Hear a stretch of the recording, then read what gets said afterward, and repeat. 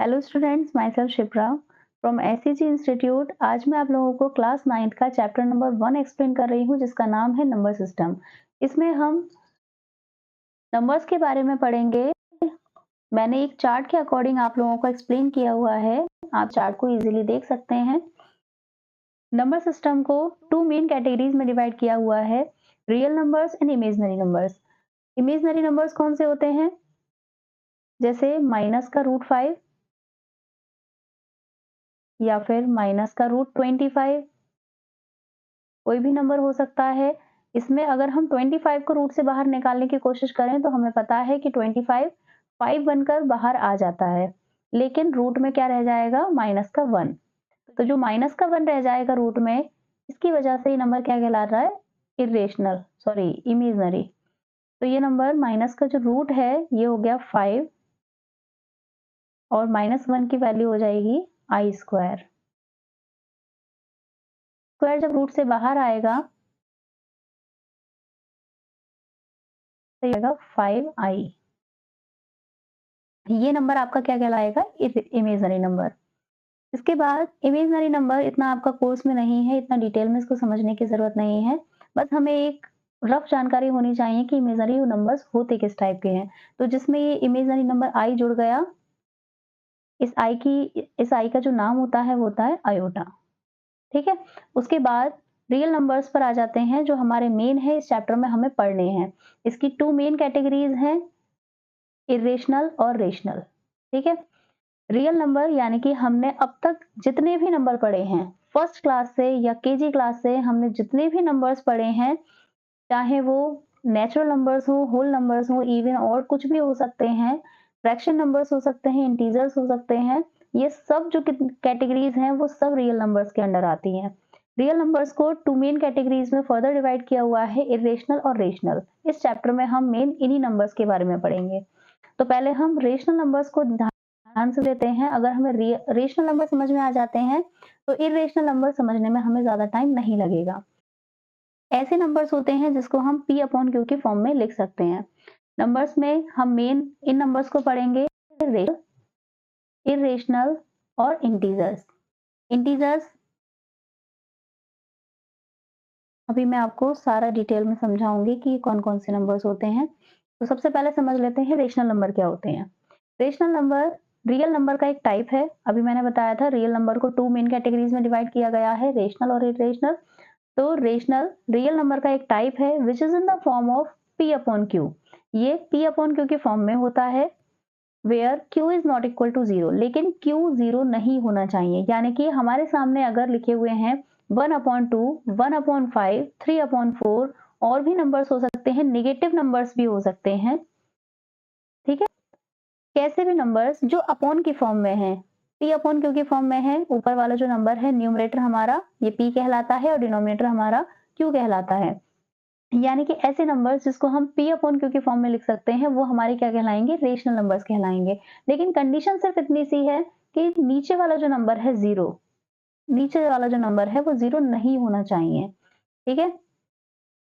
अगर 0 होता है तो क्या होगा?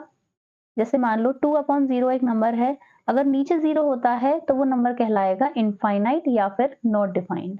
ठीक है। तो ये हो गया हमारा ऐसा नंबर जिसको हम डिफाइन नहीं कर पा रहे हैं, तो ये नंबर डिफाइन ही नहीं होगा। रेशनल नंबर समझ में आ गए? The numbers that can be written in the form of p upon q। यानी कि अगर नहीं भी दे रखे हैं, मान लो हमें पॉइंट के फॉर्म में दे रखे हैं 3.25, ये अभी हमें डेसिमल नंबर लग रहा है, ये तो p अपॉन क्यू की फॉर्म में नहीं है, तो हम क्या करेंगे? इसका पॉइंट हटाएंगे और इसे p अपॉन क्यू की फॉर्म में लाने की कोशिश करेंगे। अब हम इसको अगर p अपॉन क्यू की फॉर्म में ला पा रहे हैं, यानी कि कोशिश कर कर अगर हम इसे अपॉन की फॉर्म में ला रहे हैं p अपॉन क्यू, तो ये नंबर क्या बन जाएगा? रेशनल बन जाएगा। जबकि अभी ये नंबर क्या था? डेसिमल फॉर्म में था। तो ऐसे नंबर्स जिसको हम भले ही वो p अपॉन क्यू की फॉर्म में है या नहीं है, अगर हम ला पा रहे हैं तो वो नंबर्स क्या कहलाएंगे? रेशनल कहलाएंगे। इसके अलावा जितने भी नंबर्स बचे, रेशनल नंबर्स के अलावा जितने भी नंबर हमारे बचते हैं, उन नंबर्स को हम क्या कहते हैं? इरेशनल। अगर रेशनल नंबर्स की कैटेगरी हमें इजीली समझ में आ चुकी है तो इरेशनल नंबर, उसके अलावा रेशनल के अलावा जितने नंबर्स बचे, जैसे √2 आपके सामने लिखा हुआ है, अगर मैं कह रही हूँ √25, ठीक है, तो √25 को हमें पता है कि अगर रूट के अंदर कोई भी नंबर है तो हम उसको पेयर बनाने की कोशिश करते हैं 5 × 5। √25 को हम 5 × 5 लिख सकते हैं, यानी कि एक पेयर बन जाएगा रूट के अंदर, और जब रूट के अंदर एक पेयर बन जाता है तो वो नंबर रूट से बाहर आ जाता है। इट मीन्स ये हो गया 5। इसके अपॉन में कुछ नहीं है तो हम 1 मान लेंगे, यानी कि ये नंबर क्या हो गया, ये नंबर एक रेशनल नंबर हो गया। जरूरी नहीं है हर रूट का नंबर इरेशनल होगा। इरेशनल नंबर रूट के होते हैं ऐसे जो हम रूट से बाहर नहीं निकाल पा रहे हैं, ठीक है, जैसे √2। ऐसा क्यों कहा गया कि √2 इरेशनल है? √2 इरेशनल इसलिए कहा गया कि अगर हम इसको रूट से बाहर निकालने की कोशिश करते हैं, सॉल्व करने की कोशिश करते हैं लॉन्ग डिवीजन मेथड से या किसी भी मेथड से, तो ये पॉइंट के बाद रुकेगा नहीं। इसकी जो वैल्यू है √2 की, वो पॉइंट के बाद रुकेगी नहीं और बार बार चेंज होती रहेगी। इसलिए हम चाह कर भी इसे अपॉन की फॉर्म में नहीं ला पाएंगे। अगर हम इसे अपॉन की फॉर्म में नहीं ला पा रहे हैं तो ये नंबर क्या कहलाएगा, एक इरेशनल नंबर कहलाएगा। तो इसकी डेफिनेशन में साफ साफ लिखा हुआ है, an irrational number is a real number that can be expressed as a ratio of integers. Real number, irrational number वो रियल नंबर का पार्ट है जिसको हम एक्सप्रेस नहीं कर सकते इंटीजर्स के रेशियो में। For example √2 is an irrational number, इसलिए इन्होंने √2 का एग्जाम्पल लिया है। रूट का कोई भी नंबर जो रूट से बाहर नहीं आ पा रहा है वो क्या कहलाएगा, इरेशनल कहलाएगा। मैंने आपके सामने एग्जाम्पल दे दिया √25। √25 को हम आसानी से बाहर ला पाए थे, इजीली हम उसको रूट से बाहर निकाल पा रहे हैं, तो वो नंबर क्या कहलाएगा, रेशनल कहलाएगा। लेकिन अगर हम सॉल्व करके उसे बाहर नहीं ला पा रहे हैं तो वो नंबर क्या कहलाएगा, irrational. which cannot express any irrational number is in the form of ratio। तो हम irrational नंबर को रेशियो की फॉर्म में चाहकर भी एक्सप्रेस नहीं कर सकते, such as p/q where p and q are integers।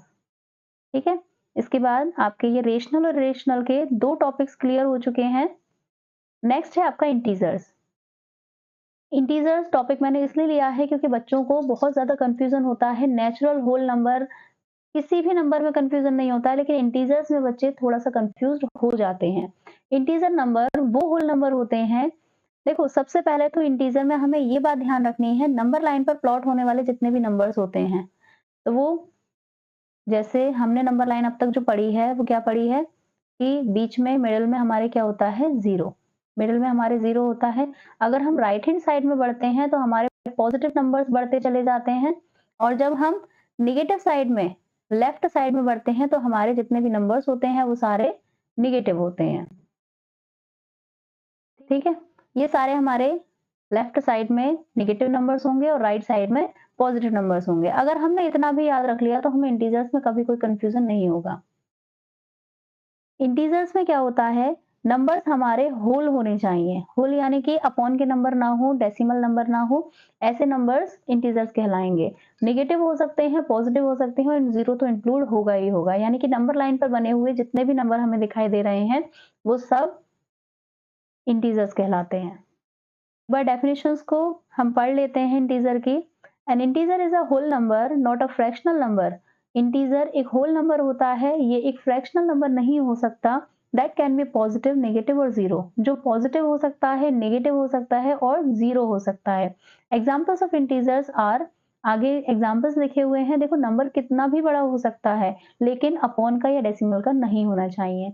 नीचे कुछ एग्जाम्पल्स मैंने लिखे हैं जो कि नहीं होने चाहिए, यानी कि ये कोई भी इंटीजर नहीं है। ठीक है, क्लियर है? नेक्स्ट, अब हमारा नेक्स्ट टॉपिक है terminating and non terminating numbers. देखो, जब हमने रेशनल और इरेशनल को समझा था तो हमें कुछ नंबर्स ऐसे आते हैं हमारे सामने, जैसे 365/100। ठीक है, इस नंबर को देखकर हम इजीली बता सकते हैं ये नंबर कैसा है। ये नंबर हमारा रेशनल नंबर है क्योंकि ये p/q की फॉर्म में लिखा हुआ है। अब अगर इस नंबर को हम सॉल्व करने लग जाएं तो नीचे 2 जीरोस हैं। 2 जीरोस का मतलब 2 डिजिट से पहले पॉइंट, ये हो जाएगा 3.65। ठीक है, इस नंबर को देखकर हमें इजीली पता चल रहा है कि ये नंबर पॉइंट के बाद क्या हुआ, रुक गया। अगर पॉइंट के बाद कोई नंबर रुक जाता है तो हम उसको कहते हैं कि ये नंबर टर्मिनेट हो चुका है। इट मींस ये नंबर क्या है, टर्मिनेटिंग है। 365/100 ये क्या है, एक टर्मिनेटिंग नंबर है क्योंकि हमने इसको जब सॉल्व किया तो ये पॉइंट के बाद 2 डिजिट्स से पहले इसमें पॉइंट लग गया और रुक गया। तो ऐसे नंबर्स जो पॉइंट के बाद रुक जाते हैं वो नंबर्स कहलाते हैं टर्मिनेटिंग। देखो डेफिनेशन को हम पढ़ लेते हैं। अ terminating number is a decimal, a terminating number is a decimal in which the digit after the decimal point terminate, यानी कि डेसिमल पॉइंट के बाद नंबर क्या होता है, टर्मिनेट हो जाता है। इट मीन्स रुक जाता है number. This means that the digit after the decimal are finite in number, यानी कि पॉइंट के बाद जो डिजिट्स हैं वो फाइनाइट हैं। पॉइंट के बाद जो डिजिट है वो काउंटेबल है, 10-12 होंगी, 5 होंगी, 3 होंगी, उसको हम इजीली काउंट कर पाएंगे। इट इज अ डेसिमल, ये एक डेसिमल है that has an and digit, जिसके बाद एंड डिजिट होती है, यानी कि ये नंबर पॉइंट के बाद 2 डिजिट पर रुक गया, ये भी 2 डिजिट्स पर रुक गया, और ये पॉइंट के बाद 5 डिजिट्स पर रुक गया। इट मीन्स डिजिट्स कितनी भी हो सकती हैं लेकिन रुक जरूर जाएंगी। तो पॉइंट के बाद अगर रुक रही हैं तो वो सारे नंबर्स क्या कहलाएंगे, टर्मिनेटिंग डेसिमल्स कहलाएंगे। ठीक है। इसके बाद इसी की दूसरी कैटेगरी आती है नॉन टर्मिनेटिंग। जैसे छोटा सा एग्जांपल 10/3 डिवाइड करके देखो क्या आएगा। जब हम 10/3 को डिवाइड करेंगे तो ये हो जाएगा 3.333। ये नहीं रुकेगा, ये 3 कंटिन्यूअसली चलता चला जाएगा। ठीक है। तो जब 10/3 को हम सॉल्व कर रहे हैं, ये कंटिन्यूअसली चलता चला जा रहा है, इट मीन्स ये टर्मिनेट नहीं हो रहा है। हम इसे कोशिश कर रहे हैं रोकने की लेकिन ये रुक नहीं रहा है। तो ऐसे नंबर जो पॉइंट के बाद रुकते नहीं हैं वो नंबर्स कहलाते हैं नॉन टर्मिनेटिंग डेसिमल्स। तो ऐसे number non terminating decimals are the one that does not have an end term, जिसकी कोई एंड टर्म नहीं होती है। It has a infinite numbers of term, यानी कि पॉइंट के बाद इसमें कितने होंगे, इनफाइनाइट नंबर्स ऑफ टर्म होंगे। जैसे एग्जांपल के तौर पर 2 एग्जांपल लिखे हुए हैं। 0.5444 कंटिन्यूअसली चला चला जा रहा है लेकिन ये रुकेगा नहीं। इट मीन्स ये नंबर नॉन टर्मिनेटिंग डेसिमल की कैटेगरी में आता है। इसके बाद नेक्स्ट नंबर 0.111, ये भी टर्मिनेट नहीं हो रहा है, रुक नहीं रहा है, तो ये नॉन टर्मिनेटिंग डेसिमल कहलाएगा। अब नॉन टर्मिनेटिंग डेसिमल भी 2 टाइप्स के हो सकते हैं। जरूरी नहीं है कि बार बार रीअकर करें। जैसे ये नंबर 4 बार बार रीअकर कर रहा है, इसमें 1 बार बार रिपीट हो रहा है। कुछ नंबर्स ऐसे भी हो सकते हैं जो रिपीट ना हो। जैसे पाई की वैल्यू, पाई की वैल्यू है 22/7। हम कैलकुलेशन करने के लिए इसे 22/7 को लिख लेते हैं, मान लेते हैं, कंसीडर कर लिया जाता है, लेकिन अगर हम इसे एक्चुअल डिवाइड करने बैठ जाएं तो ये डेसिमल कभी भी रुकेगा नहीं। हमें इसकी वैल्यू 3.14 भी पता है लेकिन आगे भी इसकी जो वैल्यू होती है 3.1442, आगे ये रुकती नहीं है, बहुत बड़ी वैल्यू है। या फिर आप खुद भी सॉल्व करके देख सकते हैं, ये वैल्यू नहीं रुकेगी। इट मीन्स ऐसे नंबर जो बार बार रिपीट हो रहे हैं वो तो कहलाएंगे रीअकरिंग, लेकिन अगर रिपीट नहीं हो रहे हैं तो ऐसे नंबर क्या कहलाएंगे, non recurring. It means terminating की हमें 2 कैटेगरी देखने को मिली, रीअकरिंग और non recurring. Types of non terminating, यानी कि नॉन टर्मिनेटिंग की कैटेगरीज हैं। इस बात को ध्यान रखना, जो नंबर टर्मिनेट हो गया उसको तो हम साइड रख देंगे, टर्मिनेटिंग एक अलग चीज है। नॉन टर्मिनेटिंग में 2 कैटेगरीज आती हैं, नॉन टर्मिनेटिंग रीअकरिंग और नॉन टर्मिनेटिंग नॉन रीअकरिंग। यानी कि पॉइंट के बाद एक तो रीअकर हो रहा है, पॉइंट के बाद अगर रीअकर हो रहा है यानी कि रिपीट हो रहा है तो रीअकरिंग, और रिपीट नहीं हो रहा है, बार बार चेंज हो रहा है तो नॉन रीअकरिंग। ठीक है। जैसे एग्जांपल अभी हमने लिया था 0.3333, ये हो गया हमारा रीअकरिंग का एग्जांपल। और जो हमने अभी 22/7 पाई की वैल्यू ली थी जो बार बार चेंज हो रही थी 3.1442, ये आगे भी हम सॉल्व करेंगे तो ये वैल्यू चेंज होती रहेगी। ये क्या कहलाएगी, नॉन रीअकरिंग। ठीक है। चैप्टर 9 में हम इन टॉपिक्स को अगर इजीली कवर कर लेते हैं तो हमें कोई भी प्रॉब्लम नहीं होगी चैप्टर 9 में कुछ भी समझने में।